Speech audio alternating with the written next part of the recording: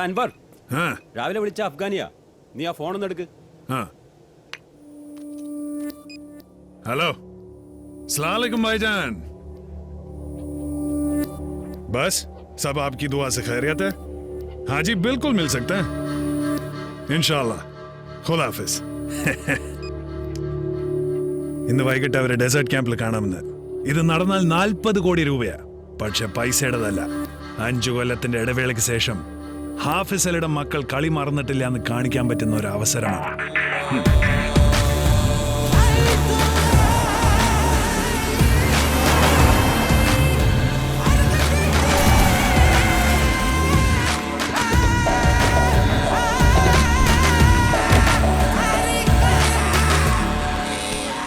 ഇതന്നെ ആണോടാ സ്ഥലം?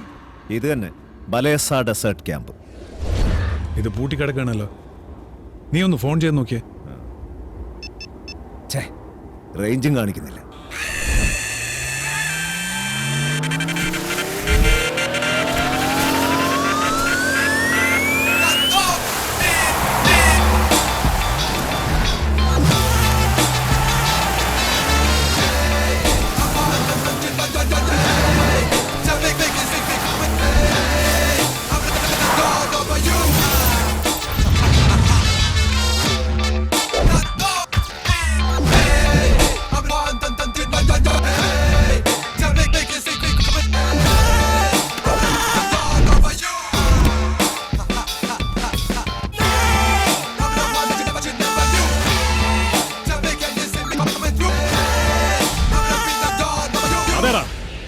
ഞാൻ തന്നെ ഇങ്ങോട്ട് വിളിച്ചു വരുത്തിയത് നിന്റെയൊക്കെ ഒടുക്കത്തെ കൂട്ടുകച്ചവടത്തിന്. പണക്കൊതി മൂത്ത് ആദ്യം സ്വന്തം തന്തയെ, പിന്നെ എത്രയോ പാവങ്ങളെ, ഒടുവിൽ നിന്റെയൊക്കെ ആർത്തി തീർക്കാൻ പണ്ട് എനിക്ക് സമ്മാനമായി കിട്ടിയ ഈ സ്നേഹസമ്പാദ്യം തിരിച്ചു തരാൻ വന്ന പാവ മനുഷ്യനെ പറഞ്ഞു തീരും മുമ്പേ ചങ്കർത്ത് കളഞ്ഞല്ലടാ നല്ല തന്തയ്ക്ക് പറഞ്ഞ നായിന്റെ മക്കളെ.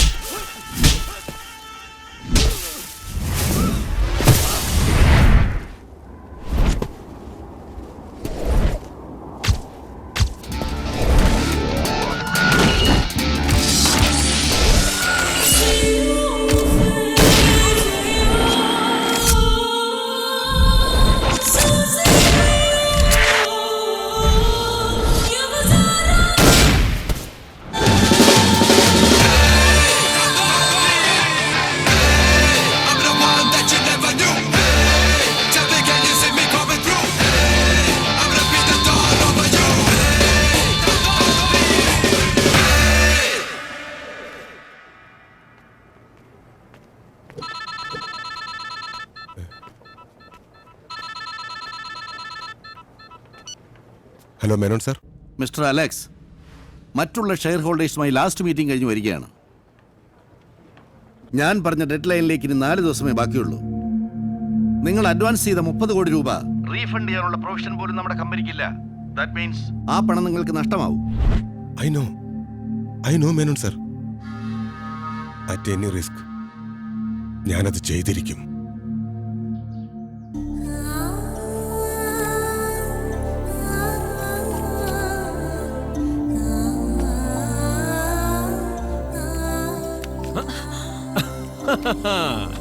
ഇപ്പോഴല്ലേ പിടികിട്ടിയത്?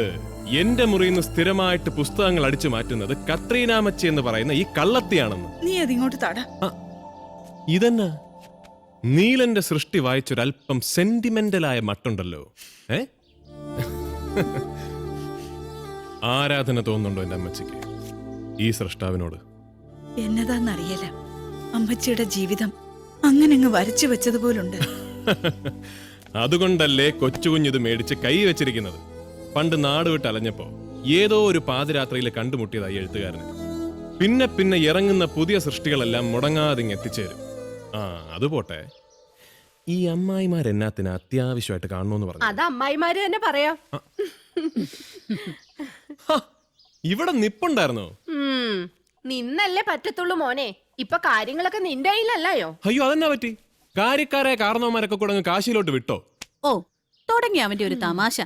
എടാ, നിനക്ക് ഓർമ്മയുണ്ടോന്ന് അറിയത്തില്ല, നിന്നെ പെറ്റിട്ടതേ ദേ ഈ കയ്യിലോട്ടാ. ആഹാ, അപ്പൊ എന്റെ ഈ നിൽക്കുന്ന പൊന്നാര അമ്മായി പണ്ടൊക്കെ വടക്കം വീട്ടിലെ വയറ്റാട്ടിയായിരുന്നോ? എടാ, നീ വെറുതെ തോക്കി കയറി വെടിവെക്കാൻ നിൽക്കാതെ അമ്മായിമാർക്ക് പറയാനുള്ളത് എന്നാന്ന് വെച്ചാ കേക്ക്. പറഞ്ഞോളൂ അമ്മായി, ഇനിയും പറഞ്ഞോളൂ. എന്ത് വേണേ കേക്കാൻ ഞാൻ റെഡിയാണ്. വളച്ചുകെട്ടില്ലാതെ ഉള്ള കാര്യം ഞാനങ്ങ് പറഞ്ഞേക്കാം. എടാ കൊച്ചുവേ, ഓ, അന്ന് അമ്മാവന്മാരായിട്ട് കൊച്ചുങ്ങളെ എല്ലാം വിളിച്ചു വരുത്തിയേച്ച് അങ്ങോട്ട് പറഞ്ഞതാ അവരവർക്കുള്ളത് അങ്ങ് വീതിച്ച് തന്നേക്കാന്ന്. ആ, അത് വെച്ച് അവരേതാണ്ടൊക്കെ മനക്കണക്ക് കൂട്ടിയിരിക്കുവോ. ഇതിപ്പോ പുറമേക്കാര് കേട്ട എന്നതാ പറയാ? വിളിച്ചു വരുത്തി ഇലയിട്ടേച്ച് ചോറില്ലാന്ന് പറഞ്ഞ പോലെ ആയിന്നല്ലേ അല്ലേ?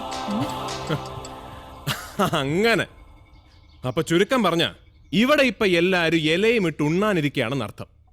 അമ്മായിമാര് പറഞ്ഞാട്ടെ, ആ ഇലയിലോട്ട് ഞാൻ എന്നതാ വിളമ്പേണ്ടത്? പുളിശ്ശേരി വിളമ്പണോ അതോ പുളി ഇഞ്ചി വിളമ്പണോ? നീ നല്ല കൊച്ചായിട്ട് നിന്ന് അതിലേക്ക് ഒരു ഒപ്പിട്ട് കൊടുത്താൽ മാത്രം മതി. അത്രേ ഉള്ളോ? ഞാൻ എപ്പോഴേ റെഡി. ദാ ഇപ്പൊ ഈ നിന്ന നിപ്പിൽ ഒപ്പിട്ട് തരാൻ കൊച്ചുകുഞ്ഞ് റെഡിയാ. മാതാവാണ് സത്യം. മാതാവോ? മലയാറ്റൂർ മല മുത്തപ്പനാണേ സത്യം.